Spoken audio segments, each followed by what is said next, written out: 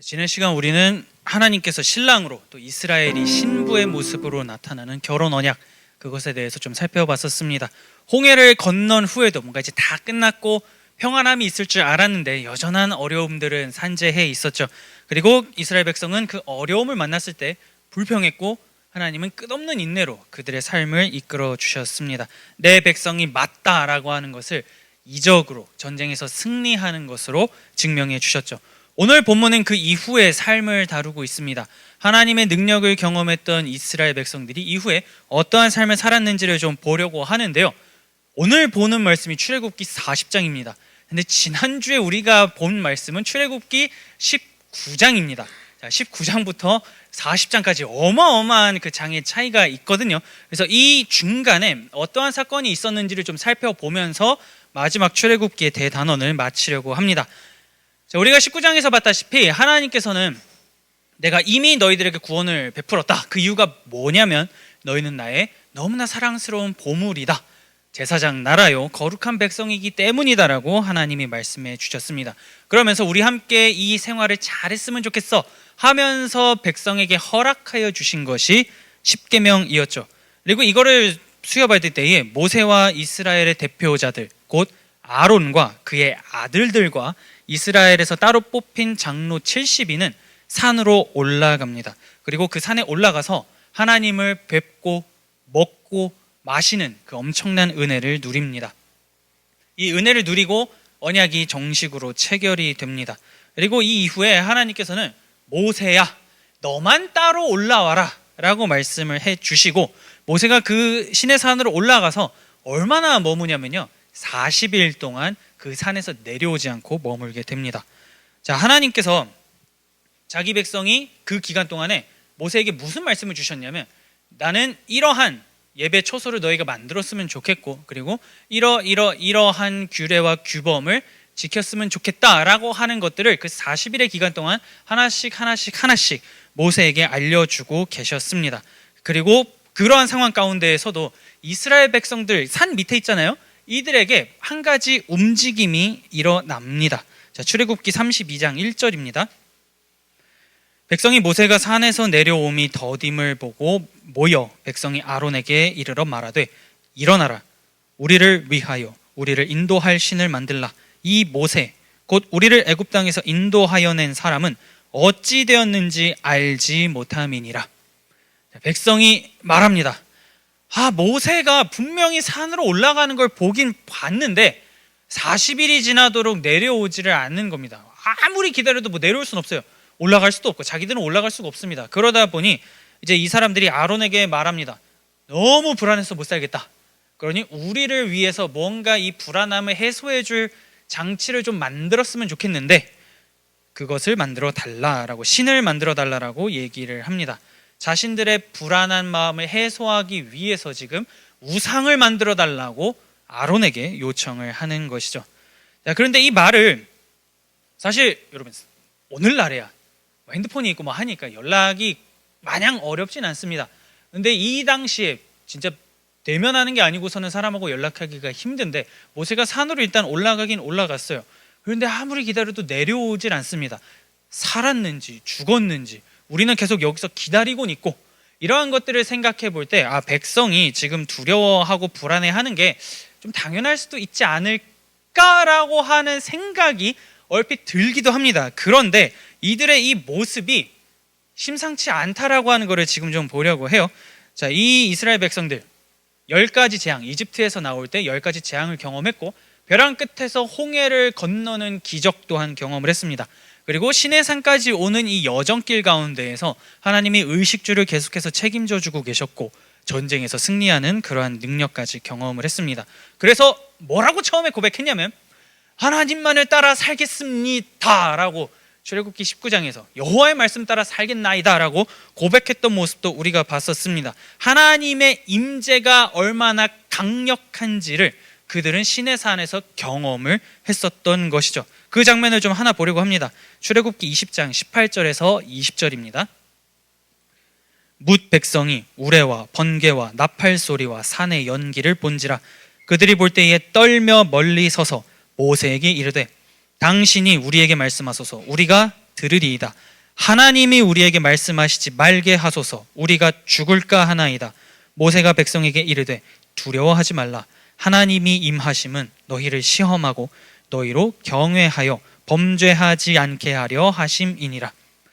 자, 백성들을 모으고 십계명을 수여하시는 그 장면 가운데에 이스라엘 백성들은 자신이 알고 있던 하나님을 직접 마주하는 그 임재라고 하는 것을 경험하게 되니 너무나 그 압도되는 분위기 앞에 도저히 하나님 앞에 설 수 없다라고 하는 반응을 보입니다. 모세에게 제발 살려주십시오. 우리는 도저히 하나님 앞에 서지 못하겠습니다. 당신이 서가지고 하나님과 우리 사이 가운데 서서 좀 중재를 해주십시오 라고 요청을 합니다. 하나님의 압도적인 그 임재 앞에 사람이라고 하는, 인간이라고 하는 피조물은 결국에는 무릎을 꿇을 수밖에 없다라고 하는 것을 본문이 얘기해 주고 있는 것이죠. 근데 여기서 시험이라고 나오는데요, 이게 막 유혹에 빠지는지 안 빠지는지 테스트하겠다라고 하는 시험이 아니고 단련하는 그러한 의미를 가지고 있는 뜻입니다. 하나님이 어떤 분이신지를 바르게 깨달아서 죄를 짓지 않는 삶으로 나아가게 하기 위한 의미로 해석을 할 수 있는 것이죠. 하나님이 어떤 분이신지를 알아가면 알아갈수록 나타나는 그 삶에서의 반응, 하나님을 경외하는 마음, 이런 것들이 자라나게 하려고, 이런 것들을 반응하게 하기 위해서 하나님은 자신의 임재를 이스라엘 백성들에게 강하게 보여주셨던 겁니다. 자, 여기까지 본 이후에 모세가 올라간 거예요. 하나님이 지금 어떻게 임재하고 계시는지, 그 신의 산이라고 하는 데서 어떤 형태와 모양으로 지금 계속 임재하셨는지를 백성에게 보여주신 후에 그 다음에 모세를 부른 겁니다. 모세야, 올라와라. 그리고 모세는 얘기합니다. 올라가기 전에, 여러분, 제가 일단 올라가는데 만약에 무언가 일이 필요하면 아론과 훌이 있습니다. 이들에게 문제를 말씀하시고 해결하십시오 라고 하고선 올라가는 거죠. 출애굽기 24장 14절에서 17절입니다. 장로들에게 이르되 너희는 여기서 우리가 너희에게로 돌아오기까지 기다리라. 아론과 훌이 너희와 함께 하리니 무릇 일이 있는 자는 그들에게로 나아갈지라 하고, 모세가 산에 오르매 구름이 산을 가리며 여호와의 영광이 시내 산 위에 머무르고 구름이 엿새 동안 산을 가리더니 일곱째 날에 여호와께서 구름 가운데에서 모세를 부르시니라. 산 위에 여호와의 영광이 이스라엘 자손의 눈에 맹렬한 불같이 보였고. 자, 지금 본문이 굉장히 중요한 걸 하나 얘기했습니다. 이스라엘 백성이 산 밑에 있으면서 하나님의 영광이 그 산에 가득 채워지고 있는, ing가 되고 있는 그 장면을 보았다라고 성경이 얘기를 합니다. 자신들의 눈에 지금 하나님의 임재가 이제 사라져가지고 안 보이는 게 아니라 계속 보여지고 있는 장면을 이들이 보고 있었어요. 이걸 보고 있는 상황에서 모세가 안 내려오니까 아론과 훌에게 찾아간 겁니다. 하나님의 임재가 분명히 눈에 보이고 있고 능력을 경험했고 그분의 임재 앞에 압도된 적이 있었음에도 불구하고 가시적인 하나님의 그 임재가, 산에서 나타나는 하나님의 임재는 이제 더는 백성들의 불안함을 달래주지 못했던 겁니다. 불안이 임재보다 더 커져버린, 거꾸로 된 상황이 펼쳐진 거죠. 그런데 이러한 이스라엘 백성들의 모습은 우리도 제법 비슷하게 행동할 때가 있습니다. 과거에 하나님의 임재를 경험합니다. 우리도 경험한 적이 있습니다.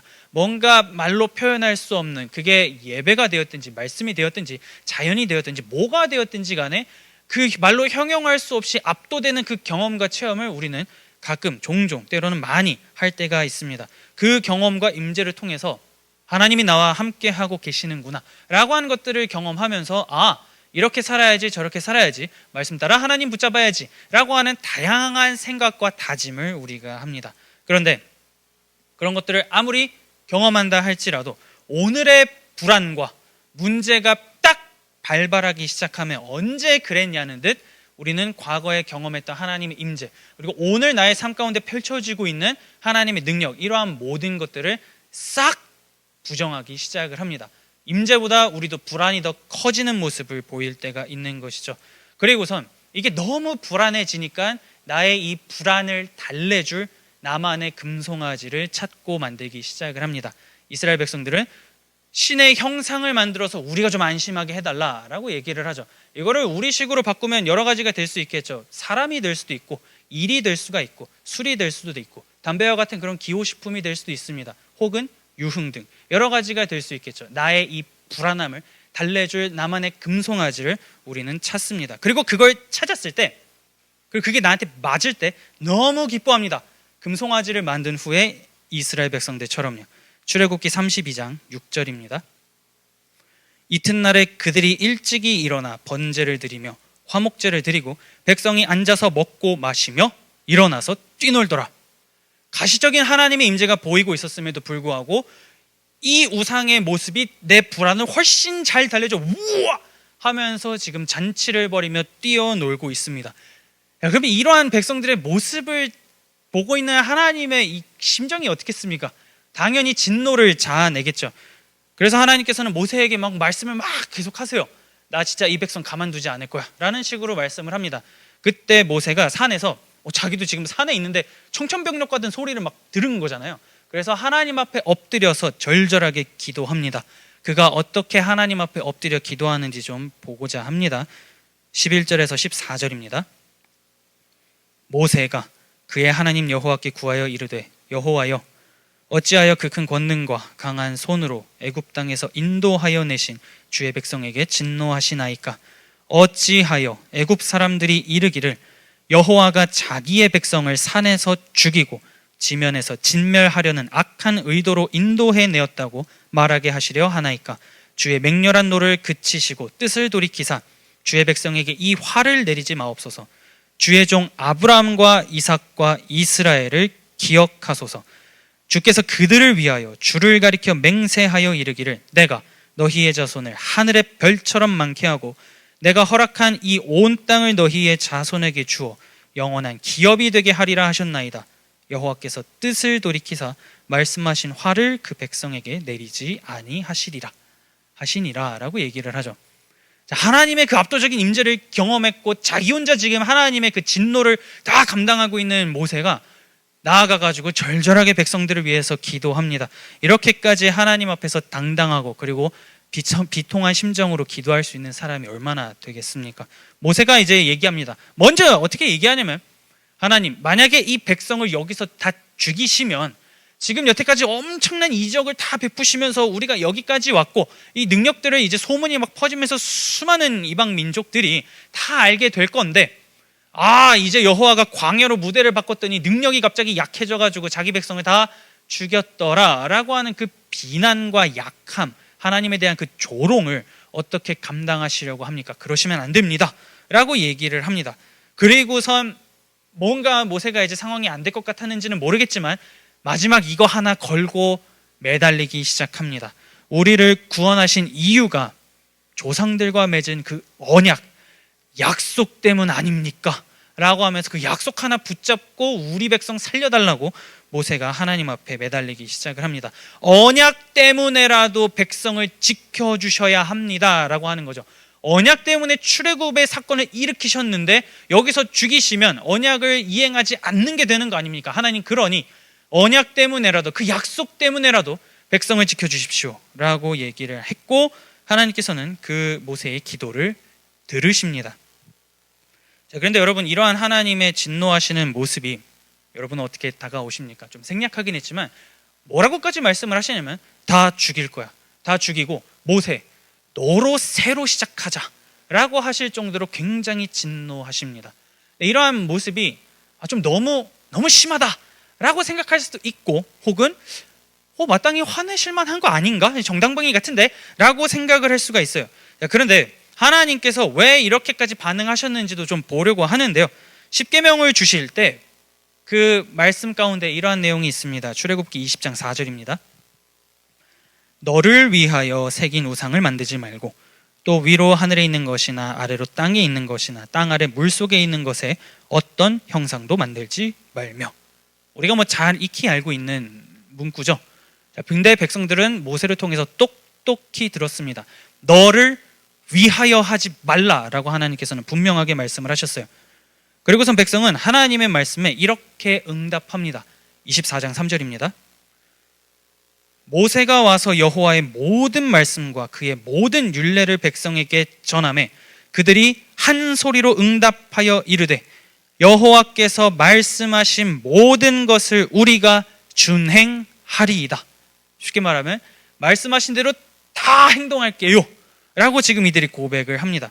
그리고 이후에 제단을 쌓고 여러 가지 의식을 거치면서 하나님하고 언약을 체결을 합니다. 언약이 체결되었을 때 모세는 다시 한번 백성에게 하나님의 말씀을 선포하자 또 백성이 이렇게 고백합니다. 같은 장 7절입니다. 언약서를 가져다가 백성에게 낭독하여 듣게 하니 그들이 이르되 여호와의 모든 말씀을 우리가 준행하리이다 라고 얘기를 합니다. 자, 모세가 하나님의 말씀에 대한 것을 구두로 선포했을 때 이들은 준행하겠다 라고 얘기를 했고, 또 얘기하니까 들으면서 하겠다, 준행하겠다, 뭐가 되었든지 간에 말씀 따라 살아가겠습니다라고 반복해서 이들은 다짐을 합니다. 말씀에 대하여서 우리가 자발적으로 이제 순종하면서 하나님이 어떤 분이신지를 알기에 아는 만큼에 대한 삶의 모습을 만들어 가겠습니다라고 백성은 선포합니다. 그러면 지금 이 흐름으로 봤을 때 최소 2번 이상은 십계명에 대한 말씀을 백성이 들었고, 적어도 2번 이상은 그 말씀 따라 행하겠습니다라고 고백한 장면을 우리가 보게 됩니다. 그런데 백성은 지금 너를 위하여 우상을 만들지 말라라고 하나님께서 말씀을 하셨음에도 불구하고 모세가 부재하니까요, 너무 불안함이 커져서 우상을 만드는 겁니다. 근데 우상을 만들 때 이것 때문에 만들었던 거예요. 자, 다시 한번 보겠습니다. 출애굽기 32장 1절입니다. 백성이 모세가 산에서 내려오미 더딤을 보고 모여 백성이 아론에게 이르러 말하되 일어나라, 우리를 위하여 우리를 인도할 신을 만들라. 이 모세 곧 우리를 애굽 땅에서 인도하여 낸 사람은 어찌 되었는지 알지 못함이니라. 지금 정확하게 문제가 일어나고 있는 장면을 보게 되는 겁니다.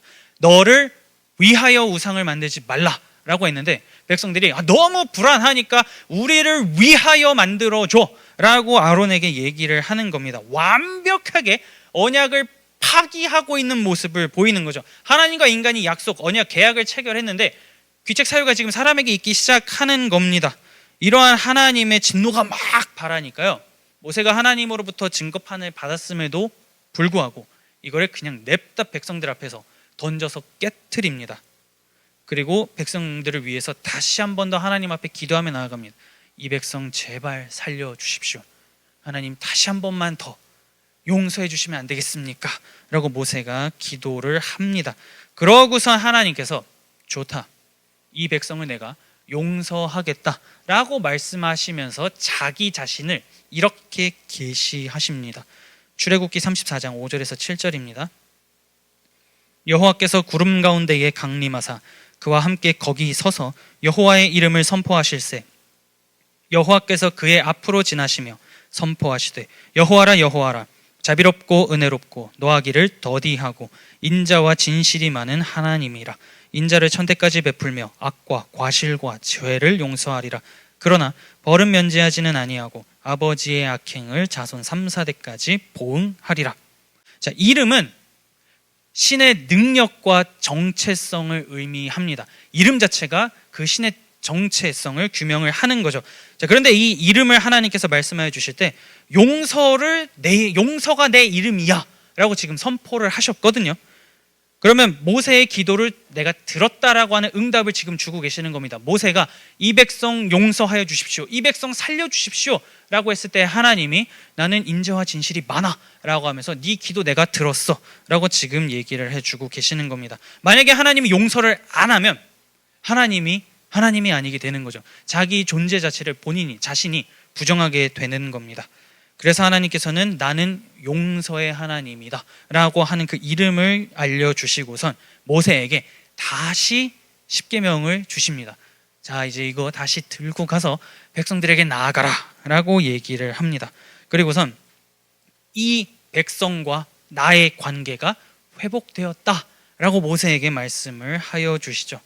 그 이후에 하나님께서는 백성들에게 이제 말씀을 하시는 겁니다. 성막을 만들자라고 얘기를 하는 거죠. 성막이라고 하는 하나님이 거하실 그 처소를 관계가 회복된 이후에 만들어라라고 지시를 하고 계시는 겁니다. 그래서 이 성막을 만들기까지 얼마나 걸리냐면 1년 남짓 걸립니다. 한 1년이라는 기간 동안 성막을 계속해서 만들어 가는 것이죠. 자, 그 시점이 오늘 본문인 출애굽기 40장입니다. 자, 2절과 17절을 좀 볼게요. 너는 첫째 달 초하루에 성막 곧 회막을 세우고 둘째 해 첫째 달 곧 그 달 초하루에 성막을 세우니라. 자, 1년이 되기까지 가까운 그 시간 동안 백성이 성막이라고 하는 것을 계속해서 만들고 있었다라고 하는 것을 보게 됩니다. 자, 이미 근데 백성들 입장에서요, 하나님께 너무 심각한 죄를 저질렀다라고 하는 거는 모두가 다 알 겁니다. 우리가 그거 잠깐 못 기다려서 하나님 앞에 뭔가 씻을 수 없는 큰 죄를 지은 것 같은데 와 이거 어떡하지? 라고 하는 생각 백성들이 왜 안 했겠습니까? 아무리 모세를 통해서 내가 너희를 용서한다, 너희는 내 백성이야 라고 말씀을 해 주셔도 그거 듣는 거랑 받아들이는 거랑 해석하는 거랑 다르잖아요. 백성들이 얼마나 두려웠겠어요. 그러면서 이걸 성막을 만든다 하더라도 정말로 과연 이 성전에 하나님이 거하실까라고 하는 불안이 있었을 겁니다. 우리를 정말 버리지 않으시는 게 맞을까? 우리의 행위가 이미 하나님께 너무나 큰 죄를 저질렀는데, 너무나 큰 실수를 저질렀음에도 불구하고 이 성막을 만들었을 때 우리에게 무언가 일어나는 게 맞아? 라고 하는 복잡한 생각이 있을 겁니다. 그리고 동시에 이 사람들이 400년이라는 기간 동안 당대의 강대국 애굽에서 살았습니다. 애굽에서 그 신을 모시는 신전 얼마나 거대했겠습니까? 얼마나 거대하고 얼마나 수많은 사람들이 예배하고 그 압도되는 것들이 있었겠죠. 그런데 지금 자기들이 짓고 있는 이 성막은 아무것도 없는 허허벌판에 웬 텐트 하나 그냥 슥 짓고 이게 신이 거하는 처소다 라고 이제 얘기를 하고 그렇게 말을 들어가지고 만들고 있으니 백성들 입장에서 와 진짜 여기에 하나님이 임재하시는 게 맞아? 내가 여태까지 살아오면서 봤던 문화와 종교는 엄청나게 의리의리한 데에 신이 임재한다라고 했는데 이게 맞는가? 그리고 하나님께서는 이동할 때마다 이걸 해체하고 조립하고라고도 막 말씀을 하시니까요, 건물을 왜 자꾸 부셨다가 만들라는 거예요? 부수면 임재가 사라지는 거 아니야? 막 이런 복잡한 생각들까지 있는 가운데에서 백성들은 어찌됐건 간에 말씀에 순종해서 성막을 만들기 시작을 합니다. 만들면서 와, 너무 초라하다 라면서 만들었을 거예요. 그러고 나서 이 성막이 짠 하고 완성되자 백성들은 하나님이 우리와 함께 하신다라고 했던 그 말씀, 그 약속, 이게 맞았구나 라고 하는 것을 우리가 정말로 하나님의 보물이었구나 라고 하는 걸 명확하게 깨닫게 됩니다. 오늘 말씀 34절에서 35절입니다. 구름이 회막에 덮이고 여호와의 영광이 성막에 충만하며 모세가 회막에 들어갈 수 없었으니 이는 구름이 회막 위에 덮이고 여호와의 영광이 성막에 충만하였으며. 성막이 여호와의 하나님의 영광이 충만했다라고 성경이 얘기를 합니다. 그리고 그 영광이 얼마나 강력했던지, 원래 모세는 막 산 위에 올라가가지고 하나님하고 대화도 했던 그러한 사람이었음에도 불구하고 모세조차도 들어갈 수 없었다라고 얘기하는 그 정도의 강력한 하나님의 임재가 성막을 만들었을 때 백성들에게 나타난 겁니다. 내가 너희를 용서했고 내가 이 광야에서 너희와 함께 걸을 것이고 너희와 함께 살아갈 거고 약속한 땅으로 인도할 거다라고 하는 것을 강한 임재로 보여주고 계시는 거죠. 나는 여호와다 라고 하는 것을 보여주고 계시는 겁니다. 그 구름이 쫙 임재하는 영광스러운 순간을 통해서요. 엄청난 실패 이후에 백성들은 우리가 하나님 앞에 다시 설 수 있을까? 하나님이 우리와 함께 하시는 게 맞을까라고 하는 그 의문을 계속해서 품고 살아갔을 겁니다. 그러나 그것은 하나님의 용서 앞에 기우였다라고 하는 것을 깨닫게 되는 거죠. 하나님의 그 임재는 광야라고 하는 그 엄하고 험한 곳, 그러한 곳에서도 여전히 모든 백성들이 볼 수 있는 가시적인 형태로 나타났기 때문입니다. 38절입니다. 낮에는 여호와의 구름이 성막 위에 있고 밤에는 불이 그 구름 가운데 있음을 이스라엘의 온 족속이 그 모든 행진하는 길에서 그들의 눈으로 보았더라. 자, 하나님의 말씀에 준행하고 말씀을 따라 살아가겠다고 고백한 백성들은 약 1년이라는 시간 동안 이 하나님이 거하실 처소 이런 것들을 만들면서 보냈습니다. 그걸 만들면서 어떻게 하면 좀 변화할 수 있을까 하면서 조금씩 노력을 했던 것 같아요. 왜냐하면 그걸 만든 후에 이제 백성들은 완벽하게 변했습니다.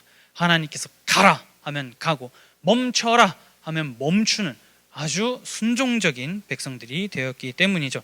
자, 이 동일한 시기를 다루는 평행 본문이 성경의 민수기 9장입니다. 그 민수기 9장에서는 이스라엘 백성, 오늘 이 출애굽기 40장의 모습을 좀 더 자세하게 드러냅니다. 19절과 20절 그리고 23절을 좀 볼게요. 구름이 성막 위에 머무는 날이 오랠 때에는 이스라엘 자손이 여호와의 명령을 지켜 행진하지 아니하였으며 혹시 구름이 성막 위에 머무는 날이 적을 때에도 그들이 다만 여호와의 명령을 따라 진영에 머물고 여호와의 명령을 따라 행진하였으며 곧 그들이 여호와의 명령을 따라 진을 치며 여호와의 명령을 따라 행진하고 또 모세를 통하여 이르신 여호와의 명령을 따라 여호와의 직임을 지켰더라. 순모임 때 이 민수기 9장에 대해서 우리가 좀 더 자세하게 나눌 겁니다만은 반복적으로 뭐가 나오고 있죠. 여호와의 말씀, 여호와의 명령에 따라서 계속해서 행동했다라고 성경은 얘기합니다. 금송아지 실패 이후 완전히 지금 바뀐 이스라엘 백성의 모습을 보게 되는 거죠. 하나님의 임재가 자기 전에도 보이고 눈을 떠서도 보입니다. 매일마다 보여요. 그 이스라엘 백성 진영 중앙 한가운데 있는 성막에서 낮에는 구름 기둥, 밤에는 불 기둥이 계속해서 보입니다. 적어도 모인 사람들이 수백만입니다. 수백만이 모여 있는 상황 가운데에서 누구나 남녀노소 가릴 거 없이 진영 중앙을 보면 하나님이 우리와 지금도 계속해서 함께하고 계시는구나라고 하는 것을 볼 수 있었던 것이죠. 우리를 용서하여 주시고 품어주신 하나님의 그 임재와 사랑이 이 광야라고 하는 한복판에서 너무나 아름답게 퍼진다라고 하는 것을 그들이 본 겁니다. 그것이 백성들이 그 장면을 보면서 그렇다라고 한다면, 하나님이 계속해서 우리에게 자신의 임재와 능력을 보여주고 계신다라고 한다면, 사랑을 보여주고 계신다라면 여호와의 명령을 따라 살아가는 것이 맞다라고 해서 그 말씀 따라 살아가는 이들의 모습, 이것이 결국에는 구름을 따라 걷는 삶, 그 모습 자체일 겁니다. 그래서인지는 모르겠지만 사무엘 선지자가 하나님께 순종하는 것과 듣는 것을 한데 묶어서 이렇게 얘기를 합니다. 사무엘상 15장 22절입니다. 사무엘이 이르되 여호와께서 번제와 다른 제사를 그의 목소리를 청종하는 것을 좋아하심같이 좋아하시겠나이까. 순종이 제사보다 낫고 듣는 것이 순양의 기름보다 나으니. 하나님의 말씀을 듣고 실천하고 따르는 것이 다른 그 무엇보다 중요하다라고 후대의 선지자 사무엘도 동일하게 얘기합니다. 그렇기 때문에 구름을 따라 걷는 삶이라고 할 때는 하나님의 말씀을 지키고 따르기 위해 애를 쓰는 삶, 하나님과 동행하기를 애쓰는 삶이다라고 정리를 할 수가 있습니다. 이렇게 희망찬 내일을 기대하면서 출애굽기가 마무리가 되는 겁니다. 영광이 쫙 임해요. 그 중간 가운데에 금송아지 실패라고 하는 너무나 심각한 이야기가 있었지만 이 책의 마지막 부분에서는 그럼에도 불구하고 백성과 함께 거하시는 하나님의 충만한 임재 앞에 백성이 하나님께 순종하며 나아간다라고 하는 희망찬 내일을 보여줍니다. 과거의 출애굽이란 구원을 이제 넘어서서 하나님께서 베푸실 일상, 그리고 매일의 구원을 기대하며 살아가고 그분의 말씀에 순종하는 삶을 이들이 이제 앞으로 살아갈 것이다 라고 하는 기대를 보여주고 있는 것이죠. 그런 구름을 따라 걷는 삶을 살아갈 때 하나님이 나와 함께하고 계신다라고 하는 그분이 우리들의 각자 개인의 삶에 보여주시는 가시적인 임재가 지금은 당장은 보이지 않을지라도 점차 보이기 시작할 겁니다. 그것이 보이기 시작하면 지금 이쪽으로 나를 인도하고 계시는구나, 지금은 멈추라고 말씀을 하시는구나, 지금은 다르게 나아가라고 하시는구나 라고 하는 것을 하나님과의 교제를 통하여서 우리는 깨닫게 될 겁니다. 내가 순종해야 할 장소와 행동은 무엇인지, 가지 말아야 할 장소와 가야 할 장소가 무엇인지, 이러한 것들을 우리는 점차적으로 깨닫게 될 겁니다. 이러한 것들을 깨닫고 실천하면 할수록 더 깊은 하나님과의 교제를 나누게 되겠죠. 그래서 바라기는 이렇게 살아가는 거 되게 중요합니다. 개인의 삶에서 하나님의 임재를 경험하고 하나님께서 나의 삶을 이끄시는 것, 그거를 보면서 살아가는 것도 중요하지만 좀 더 넓게 보자면 우리에게 허락하여 주신 수많은 공동체가 있습니다. 가족이 있을 수도 있고 직장이 될 수도 있고 학교가 될 수도 있고, 지금 이 자리에서는 우리에게 허락하여 주신 산부예배 공동체, 도담대청이라고 할 수 있겠죠. 그러면 이 공동체가, 우리에게 허락하여 주신 공동체가 불안한 마음을 해소하기 위한 그 단순 편의를 위해서 금송아지를 만들고자 하는 행동들을 막 하려고 한다면, 그러한 일들을 하고자 한다면 우리는 그렇게 가지 않게 하기 위해서 여호와의 말씀을 따라 행동하는 것이 맞다라고 하는 메시지를 높이고 그 길로 가지 않게끔 서로가 서로를 돕는 것, 그것이 우리에게 필요하다라고 하는 겁니다. 그렇게 하나님의 임재를 경험하고 공동체가 함께 누리면서 나아갈 때 개인의 영역을 넘어서는 공동체가 함께 나아가는 그 구름을 따라 걷는 삶의 영역이 만들어지게 될 것이고, 함께 주님과 동행하는 삶이 무엇인지 나만 경험하는 게 아니라 주변의 모든 이들이 점차 경험하게 되고, 그들이 흩어졌을 때 흩어진 그 장소에서도 그 영역이 넓혀질 줄 믿습니다. 그래서 계속해서 하나님과 동행하기를 힘쓰고, 과거의 구원에서만 머무르는 것이 아니라 지금도 여전히 일상에서 임재를 보여주시는 하나님의 손을 붙잡고 하나님의 능력을 붙잡고 주와 동행하며 살아가기를 다짐하며 나아가는 저와 여러분들이 될 수 있기를 마음 다해 축복합니다.